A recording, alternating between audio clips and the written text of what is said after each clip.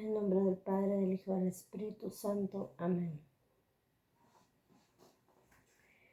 Jesús ha resucitado. Ustedes que abren la Biblia, busquen a Jesús. La Biblia no es un libro solamente para rezar o para instrucción nuestra. La Biblia es palabra de Dios para comunicarnos la vida. En el centro de la Biblia está la cruz de Jesús y su resurrección.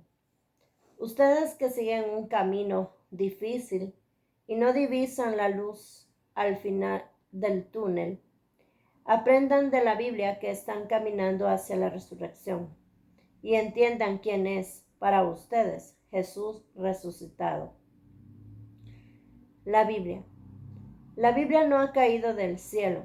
Aquí están libros que no se proclamaron desde las nubes, con algún parlante celestial, sino que se reunieron pacientemente a lo largo de siglos en el seno del pueblo de Dios, gracias a la fe de sus minorías más conscientes. Durante unos 18 siglos, desde Abraham hasta Jesús, el pueblo de Israel descubrió cada vez con mayor lucidez que el Dios único se había ligado a él. Las experiencias de la comunidad nacional, los llamados de esos hombres, denominados profetas que hablaban de parte de Dios, las inquietudes que se desarrollaban entre los creyentes, todo esto pasó de una u otra manera a esos libros. Y fueron los responsables religiosos de Israel los que recibieron, escogieron y acreditaron estos libros, integrándolos al libro sagrado. Así se formó el Antiguo Testamento de la Biblia. Testamento se refiere a que estos libros eran como la herencia más preciosa entregada por Dios a su pueblo escogido. Después de tantas experiencias, llegó para el pueblo de Israel un tiempo de crisis en que Dios quiso llevarlo de una vez a la madurez de la fe. Para eso vino Jesús. Con él se llevó a cabo la experiencia más trascendental de toda la historia. Jesús, sus esfuerzos para salvar al pueblo judío de una destrucción inminente, su rechazo, su muerte y luego su resurrección. Esta fue la última palabra de Dios.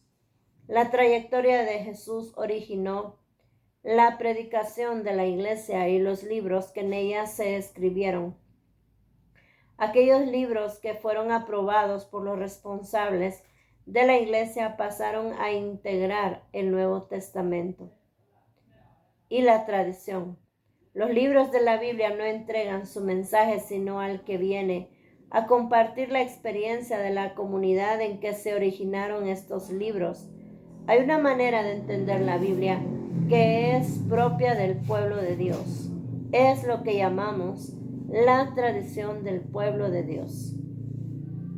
Jesús recibió de su propia familia y de su pueblo esta tradición. Luego enseñó a sus apóstoles una nueva manera de comprender esta historia sagrada. Por eso se habla de la tradición de los apóstoles o de tradición de la iglesia. Para entender bien la Biblia, no podemos fiarnos de cualquier predicador que la tira por su lado.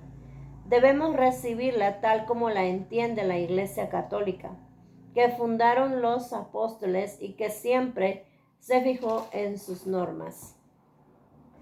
¿Por dónde empezar la lectura de la Biblia? Lo más sencillo es empezar con el Evangelio, en que nos encontramos directamente con Cristo, que es la luz, la verdad y la palabra de Dios. Por supuesto, las páginas del Antiguo Testamento contienen enseñanzas muy importantes. Sin embargo, el que las lee, después de haber oído a Cristo, las comprende mejor y les encuentra otro sabor.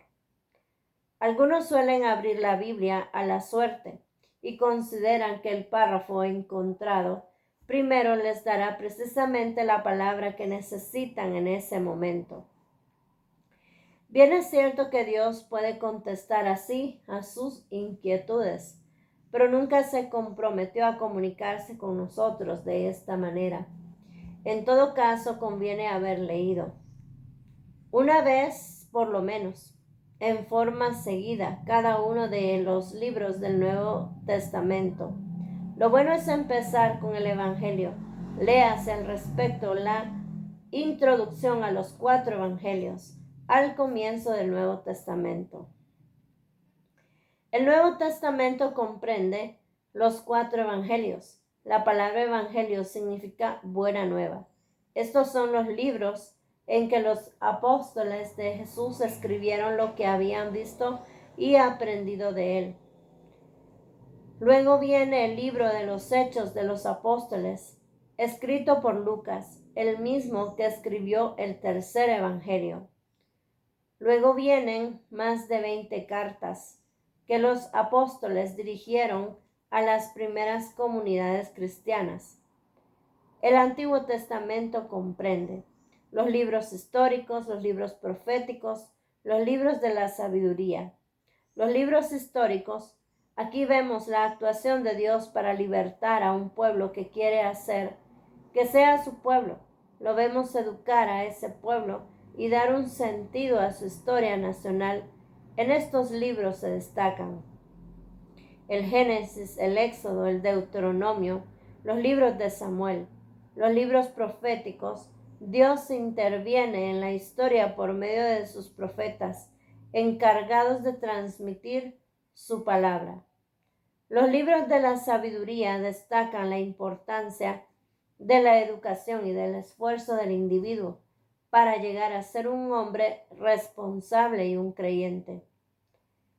Para manejar el presente libro. Cada libro de la Biblia se divide en capítulos. Cada capítulo se divide en versículos. Habitualmente se cita el libro en forma abreviada. Por ejemplo, MT significa Evangelio según Mateo. Estas abreviaturas están indicadas en el índice. Los capítulos son indicados con cifras muy grandes al comienzo de un párrafo. Los versículos son indicados con números pequeños en el margen.